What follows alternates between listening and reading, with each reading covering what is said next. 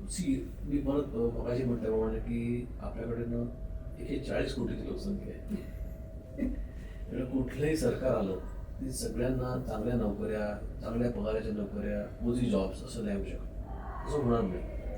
So आपल्याला विचार करावाच लागेल की आपल्या तरुणासाठी आपण काय करू शकणार आहे, किंवा तरुण ज्या मार्गातून मार्ग कसा काढणार आहे. तुम्ही किती MPSC UPSC परीक्षा देत राहिले समजा, पण तिथे जॉब्सच नाही आहे धरून चला, आणि सगळ्यांना सक्सेस मिळू असेल गॅरंटी नाही आहे, नेसेसरी नाही आहे. असं असताना मला असं वाटतं की हा स्टार्टअपचा जो किंवा स्वतःचे व्यवसाय सुरू करण्याचा जो ऑप्शन अवेलेबल आज झालेला आहे, आज मी परत सुरुवातीला म्हटल्याप्रमाणे असं झालं आहे. म्हणजे काय नेमकं झालेलं आहे, तर टेक्नॉलॉजी अवेलेबल आहे, मार्केट अवेलेबल आहे, मार्केट रीच अवेलेबल आहे बिकॉज ऑफ सोशल मीडिया. ही जी आज उपलब्धी आपल्या रिसोर्सेस जे आपल्या अवतीभोवती अवेलेबल आहे, मला असं वाटतं की त्याचा उपयोग तरुणांनी करून घ्यायला पाहिजे.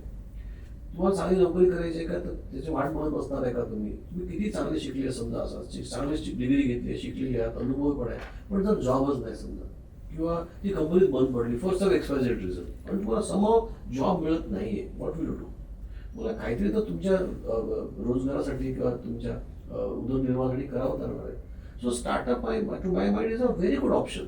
अगदी काहीच नाही तर मी अगदी साधं जे काही नसताना मी माझं सांगतो होता. I am talking of 1978 and 80 when there was no mobile phones.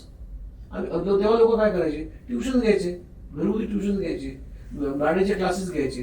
तुम्ही एखादं चांगलं इन्स्ट्रुमेंट शिकवू शकता लोकांना. आज कितीतरी लोकांचे ऑनलाईन म्युझिकल इन्स्ट्रुमेंटचे क्लासेस आहेत, कितीतरी लोकांचे, दे आर मेकिंग मनी.